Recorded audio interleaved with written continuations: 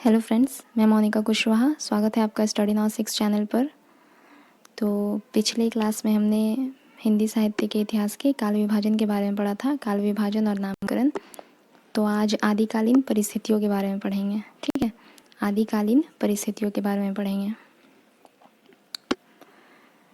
जैसा कि हम सभी जानते हैं कि किसी भी देश का साहित्य वहाँ की जनता की चित्तवृत्ति का प्रतिबिंब होता है। ठीक है, ऐसा किसने कहा था? रामचंद्र शुक्ल ने कहा था, आचार्य रामचंद्र शुक्ल ने कहा था। ओके, किसी भी देश का साहित्य वहाँ की जनता की चित्तवृत्ति का प्रतिबिंब होता है, अर्थात साहित्य समाज का दर्पण होता है। ठीक है, किसी भी देश के अगर साहित्य को हमें मतलब परिस्थिति को अगर जानना है तो उस देश का अगर साहित्य पढ़ लें तो काफ़ी हद तक हमें उस देश की परिस्थितियाँ हमें पता चल जाएंगी।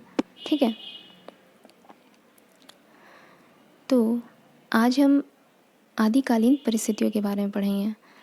तो हिंदी साहित्य के इतिहास को 3 भागों में बांटा जा सकता है, मध्यकाल और आधुनिक काल। ठीक है, आदिकाल, मध्यकाल और आधुनिक काल। और मध्यकाल को 2 भागों में बांट सकते हैं, भक्ति काल और रीतिकाल। ठीक है, लेकिन आज हम लोगों को सिर्फ आदिकाल के बारे में पढ़ना है। तो आदिकाल की समय सीमा क्या थी?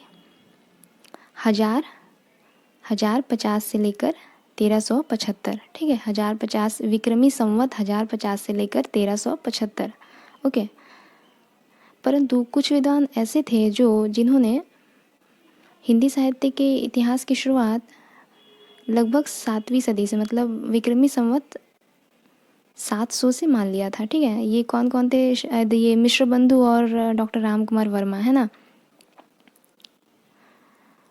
तो हम लोग जो आदिकालीन परिस्थितियों में राजनीतिक परिस्थिति, धार्मिक परिस्थितियाँ, सामाजिक, सांस्कृतिक और साहित्यिक परिस्थितियों की जो चर्चा करेंगे, तो इनमें राजनीतिक परिस्थिति की जब चर्चा करेंगे तो 7वीं से 14वीं शताब्दी के बीच के समय की हम लोग चर्चा करेंगे। ठीक है, जिस प्रकार मिश्र बंधु ने माना था। जैसे 647 में किसकी मृत्यु हो जाती है? हर्षवर्धन की मृत्यु हो जाती है। हर्षवर्धन की मृत्यु से पहले तक जैसे हमारा भारत स्वाधीन था। ठीक है, हमारा भारत स्वाधीन था और अखंडित था, परंतु उनकी मृत्यु के पश्चात हमारा भारत टुकड़ों में बट जाता है। ठीक है, हर्षवर्धन की मृत्यु के पश्चात राजपूतों के उत्थान पतन का दौर हमें देखने को मिलता है और मुसलमानों के आक्रमण व शासन स्थापना का दौर चला आता है। हर्षवर्धन की मृत्यु के पश्चात क्या होता है? राजपूतों का उत्थान पतन देखने को मिलता है, जैसे चौहान, तोमर, ठीक है, गढ़वाल, इन सभी का उत्थान पतन देखने को मिलता है। और मुसलमानों के आक्रमण, मोहम्मद गजनवी का आक्रमण जो उसने 11वीं से 12वीं शताब्दी में कर दिया था, उसके बाद और भी कितने सारे मुस्लिम शासक आए, लगातार आक्रमण हुए हमारे देश पर। तो उन सभी का आक्रमण और उनका जो शासन स्थापना का दौर था वह देखने को मिलता है। ठीक है, संपूर्ण राष्ट्र टुकड़ों में विभक्त हो गया। हमारा जो पूरा जो भारत राष्ट्र था वह टुकड़ों में विभक्त हो गया। ठीक है, चारों ओर युद्ध और अशांति और संघर्ष का माहौल था। ठीक, आगे है जनता विदेशियों के साथ साथ, मतलब हमारे देश में विदेशी तो आक्रमण कर ही रहे थे, विदेशी जो मुस्लिम शासक थे वो सभी आक्रमण कर ही रहे थे। इसके साथ साथ जो देशी राजा थे उनमें भी कोई एकता का भाव नहीं था आपस में। वह सभी भी आपस में एक दूसरे से द्वेष भावना रखते थे, ईर्ष्या भावना रखते थे। ठीक है, एक दूसरे से उन्हें कोई मतलब ही नहीं था। मुग़ल शासक जैसे एक राज्य पे अगर आक्रमण कर रहा है तो दूसरे जो राज्य है वो एक तरह से खुशी हो रहा है, उसे कोई मतलब ही नहीं है। क्यों? क्योंकि वह उसका राष्ट्र नहीं है। वे लोग क्या करते थे, आसपास के बस 10-20 गांव को लेकर ही अपना राष्ट्र मान लेते थे। पूरा भारत उनके लिए एक राष्ट्र नहीं था। कहा ना कि खंडित भारत हो गया था। हर्षवर्धन की मृत्यु के पश्चात हमारा भारत खंड खंड हो गया था। ठीक है, जनता जो थी विदेशियों के साथ साथ देशी राजाओं से भी त्रस्त थी, मतलब परेशान थी हमारी जनता उस समय की। आंतरिक युद्ध, मतलब आंतरिक युद्ध, आपस में ये लोग लड़ रहे थे, विदेशी आक्रमण हो रहा था, आपस में भी लड़ रहे थे। इसी दौरान क्या हुआ, ये जो सारे आक्रमण हुए थे, आंतरिक युद्ध और बाहरी आक्रमण के फलस्वरूप क्या हुआ, वीर गाथा परक, मतलब वीर गाथात्मक रचनाएं रची गई, प्रेरणादायक रचनाएं रची गई। जो साहित्यकार थे, जो रचनाकार थे, वे लोग रचे, मतलब ऐसी रचनाएं की उन्होंने। ठीक है, तो ये रहा राजनीतिक परिस्थिति। अभी है धार्मिक परिस्थितियाँ। ठीक है, धार्मिक परिस्थिति में क्या होता है, राजनीतिक परिस्थिति का जो दुष्प्रभाव था वो धार्मिक परिस्थिति स्वाभाविक था। बहुत सारे धर्मों का अस्तित्व था उस समय, बहुत सारे धर्मों का अस्तित्व, अनेक प्रकार के धार्मिक अंतर देखे गए उस समय, मतलब भेदभाव, किसी प्रकार का कोई एकता नहीं, दूसरे के धर्म का कोई सम्मान नहीं। ठीक है, ऐसा। हिंदू धर्म जो था अनेक संप्रदायों में विभक्त था, कोई उनमें धार्मिक एकता नहीं थी। बहुत सारे धर्मों का अस्तित्व था, शैव धर्म, वैदिक धर्म, ठीक है, अलवार और नैनार संतों का उदय हो रहा था, बौद्ध धर्म का पतन हो रहा था, मतलब काफ़ी उथल पुथल। ठीक, तो हिंदू धर्म जो था वह अनेक संप्रदायों में विभक्त था, कोई धार्मिक एकता नहीं थी इस काल में। परंतु इस काल में 3 प्रमुख धार्मिक संप्रदाय देखे गए। इस काल में 3 प्रमुख धार्मिक संप्रदाय देखे गए। ठीक है, उनका प्रभाव खास तौर पे हमें देखने को मिलता है। कौन कौन सा, आगे देखते हैं। ये थे सिद्ध, नाथ और जैन संप्रदाय। सिद्ध संप्रदाय, नाथ संप्रदाय और जैन संप्रदाय। ठीक है, बौद्ध धर्म की 2 शाखा थी, बौद्ध धर्म का पतन हो रहा था। ठीक है, तो इसी के बारे में पढ़ते हैं थोड़ा। बौद्ध धर्म की 2 शाखा बनी, हीनयान और महायान। बौद्ध धर्म की 2 शाखा बनी, हीनयान और महायान। ठीक है, कालांतर में मतलब आगे चलकर महायान वज्रयान शाखा में बदल गया। महायान जो शाखा था वह वज्रयान शाखा में बदल गया, और वज्रयान को मानने वाले, जो वज्रयान शाखा को मानते थे, वो क्या कहलाए, वज्रयानी कहलाए। वज्रयान शाखा को मानने वाले वज्रयानी कहलाए, और बाद में यही वज्रयानी सिद्ध कहलाए। ठीक है, बाद में यही वज्रयानी को सिद्ध कहा गया, मतलब सिद्ध संप्रदाय के ये अंतर्गत आए। महायान वज्रयान शाखा में बदला, वज्रयान को मानने वाले वज्रयानी कहलाए, और बाद में यही वज्रयानी को सिद्ध कहा गया। ठीक है, इसके बाद है सिद्ध का प्रभाव। सिद्ध का प्रभाव देखते हैं थोड़ा। ये सिद्ध जो थे ये निम्न वर्ग के अशिक्षित जनता पर अपना प्रभाव जमाते थे। ठीक है, निम्न वर्ग के अशिक्षित जनता पर अपना प्रभाव जमाते थे, मतलब जमाने में लगे हुए थे। तंत्र मंत्र, जादू टोना, चमत्कार प्रदर्शन आदि परिस्थिति का उत्पन्न कर सिद्ध क्या करते थे, जनता को प्रभावित करने का काम करते थे। मतलब सिद्धों का काम क्या था, तंत्र मंत्र, जादू टोना, चमत्कार प्रदर्शन आदि परिस्थितियों को उत्पन्न कर ये सिद्ध जो थे वो जनता को प्रभावित करते थे। ठीक है, ये सभी मतलब ये जो कमियां थी सिद्धों की, इन कमियों के फलस्वरूप किसका उदय हुआ, नाथ संप्रदाय का उदय हुआ। इन कमियों के फलस्वरूप नाथ संप्रदायों का उदय होता है। इसके बाद है ये सभी नाथ, सिद्ध, नाथ, जैन, इन सभी के बारे में मतलब अलग वीडियो में चर्चा करेंगे। ठीक है, भारत के पश्चिमी भाग में विशेष रूप से गुजरात में जैनों का अधिक प्रचार हुआ, मतलब जैनों ने अपना धार्मिक प्रचार किया। भारत के पश्चिमी भागों में विशेषकर गुजरात में किसने प्रचार किया, धार्मिक प्रचार जैनों ने किया। धार्मिक अशांति से विभिन्न धर्मों का अस्तित्व खतरे में आया। स्वाभाविक सी बात है, इतनी धार्मिक अशांति, इतने सारे धर्म, मतलब कुछ धर्मों का पतन हो रहा है, कुछ धर्मों का उदय हो रहा है, तो धार्मिक जो अस्तित्व था, विभिन्न धर्मों का जो अस्तित्व था वह तो खतरे में आएगा ही, है ना। आगे है, इसी समय लगभग 10वीं से 12वीं शताब्दी में इस्लाम का आगमन हो। मतलब ये सारे आपस में तो धर्मों को लेकर उथल पुथल मची हुई थी। इसी दौरान किसका आगमन हो जाता है, 10वीं से 12वीं शताब्दी में।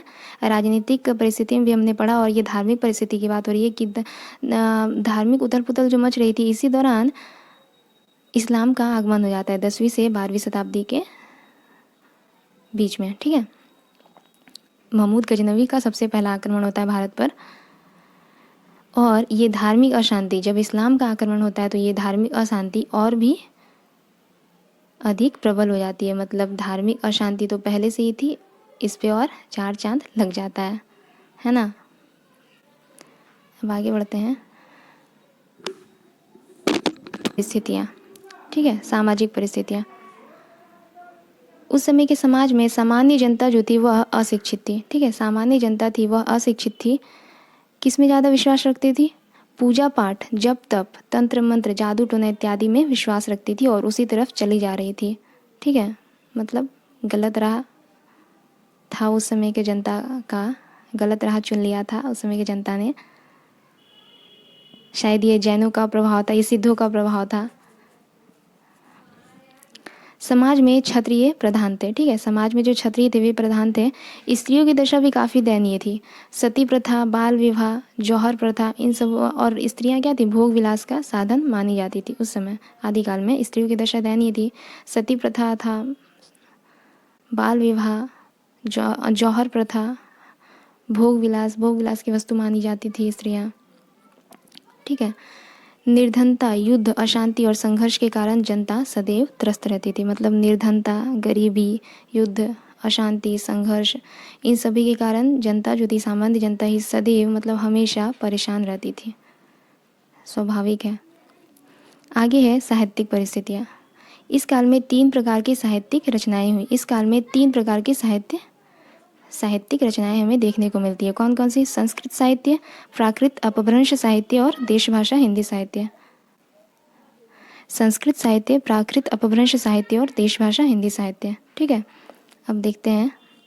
पहला है संस्कृत साहित्य। संस्कृत साहित्य में पुराणों और स्मृतियों पर टिप्पणियाँ लिखी गई, अर्थात टीकाएँ लिखी गई। संस्कृत साहित्य में क्या लिखा गया?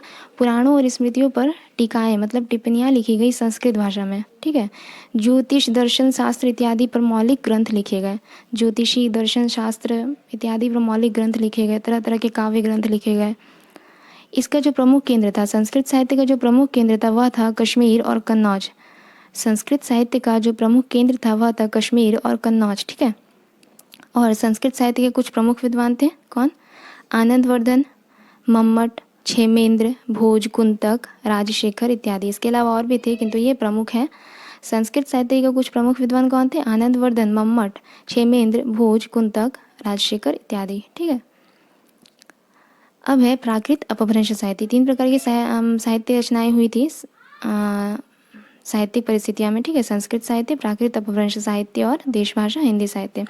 प्राकृत अपभ्रंश साहित्य में क्या होता है? जैन कवियों का योगदान था। प्राकृत अपभ्रंश साहित्य में जैन कवियों का योगदान था। ये अपने धर्म प्रचार में लीन थे। प्राकृत अपभ्रंश साहित्य में जैन कवियों का काफ़ी योगदान था। ये क्या थे? अपने धर्म प्रचार में लीन थे। ये जो जैन कवि थे ये गुजरात में रहकर उच्च कोटि का साहित्य प्रस्तुत करते थे। जैन कवि गुजरात में रहकर उच्च कोटि का साहित्य प्रस्तुत किया जैन कवियों ने। ठीक है, कुछ प्रमुख जैन कवियों के नाम हैं स्वयंभू, पुष्पदंत, धनपाल, हेमचंद्र आदि। ठीक है, कुछ प्रमुख जैन कवियों का नाम है। कौन कौन से वे?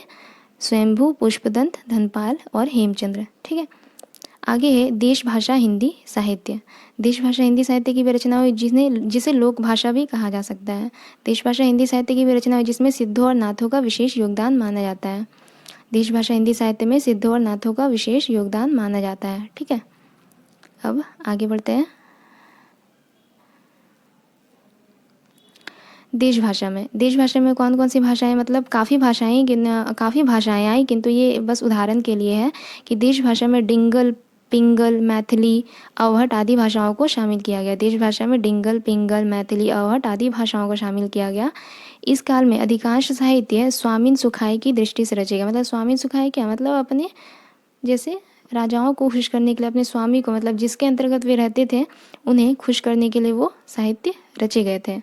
रचनाकारों ने वैसे साहित्य रचे। उन्हें क्या कहा जाता है? चारण या भाट। ठीक है, जो अपने आश्रयदाताओं के ऊपर ही उनके पराक्रम को अपने साहित्य में दर्शाते थे। ठीक है, श्रृंगार परक रचनाएं रचते थे, वीर रस की रचनाएं रचते थे, धर्म उपदेश देते थे, प्रेरणादायी रचनाएं रचते थे। ठीक है, इस प्रकार इस काल में साहित्य ने निरंतर विकास किया। मतलब जितनी भी परेशानी आई, जो भी आई, सामाजिक असमानता, राजनीतिक जो अराजकता थी, उसके बावजूद जो साहित्य था उस समय का, उसने निरंतर विकास किया। उसमें कोई मतलब रुकावट नहीं आई। ठीक है, वो जो साहित्यकार थे वो जो भी देखते थे उस समय के काल में जो भी घटनाएं घटित हो रही थी वे अपने साहित्य के द्वारा उसे क्या करते थे? प्रदर्शित करते थे, दिखाते थे। आगे है सांस्कृतिक परिस्थितियाँ। सम्राट हर्षवर्धन ने सम्राट हर्षवर्धन के शासन में भारतीय सांस्कृतिक दृष्टि से, मतलब भारत सांस्कृतिक दृष्टि से समृद्ध था। जब तक सम्राट हर्षवर्धन थे तब तक भारत का जो संस्कृति था वह समृद्ध था, ठीक है, उच्च कोटि का था। हमारा भारत स्वाधीन था, उसमें एकता की भावना थी, अटूट था, ठीक है, हमारा भारत अटूट था, एकता की भावना थी, लोग एक थे। हिंदुओं का स्थापत्य कला, मूर्ति कला, संगीत कला, चित्रकला का खूब विकास हुआ। सम्राट हर्षवर्धन के शासनकाल में हिंदुओं का स्थापत्य कला, मूर्ति कला, संगीत कला, चित्रकला का खूब विकास हुआ, ठीक है। प्रसिद्ध मंदिरों का निर्माण हुआ। सभी कलाएं धार्मिक भावनाओं से ओतप्रोत थी, मतलब जितनी भी कलाएं थी, संगीत कला, चित्रकला इत्यादि, स्थापत्य कला, जो भी था धार्मिक भावनाओं से ओतप्रोत थी। मतलब लोग अपने धर्म के अनुरूप, लोग अपने धार्मिक नियमों के अनुरूप जैसे बहुत ही अपने धर्म को प्रदर्शित किया करते थे। मुझे ऐसा लगता है कि अपने कलाओं के द्वारा, ठीक है, अपने धर्म को प्रदर्शित किया करते थे। अलबरूनी ने भी हिंदुओं के कलात्मक शैली की प्रशंसा की। जहाँ यहाँ तक कि अलबरूनी जो था वो उसने भी हिंदुओं के कलात्मक शैली की क्या की, प्रशंसा की, ठीक है। अलबरूनी ने क्या कहा था कि हिंदू कला के अत्यंत उच्च सोपान पर, मतलब हिंदू जो थे वह कला के अत्यंत उच्च सोपान पे पहुंच चुके हैं। मुसलमान जब उनके मंदिर आदि को देखते हैं तो आश्चर्यचकित हो जाते हैं। वे न तो उनका वर्णन कर सकते हैं और न ही वैसा निर्माण कर सकते हैं, ठीक है, ऐसा अलबरूनी कहते थे। परंतु जब हर्षवर्धन की मृत्यु हो तो चारों तरफ अशांति फैल गई। हर्षवर्धन की मृत्यु के पश्चात ही ये सब शुरू हुआ। जितनी भी असमानता देखी गई, जितनी भी अराजकता देखी गई, चारों तरफ अशांति फैल गई। मुस्लिम शासकों ने भारतीय कलाओं को नष्ट करने का जैसे प्रण ले लिया हो। वे मूर्ति पूजा में विश्वास नहीं रखते थे तो मंदिरों को तोड़ फोड़ करना शुरू कर दिया, धर्मांतरण किया, लोगों के धर्म बदलवाए, मतलब इतने घृणित कार्य किए। आपसी कला और युद्धों के कारण आदिकालीन भारतीय संस्कृति क्या था, पतन की ओर था, खत्म हुई। तो अगले क्लास में अगले टॉपिक के साथ मिलते हैं। तब तक के लिए अगर अच्छा लगे क्लास तो प्लीज़ लाइक, शेयर और सब्सक्राइब ज़रूर कीजिए। धन्यवाद।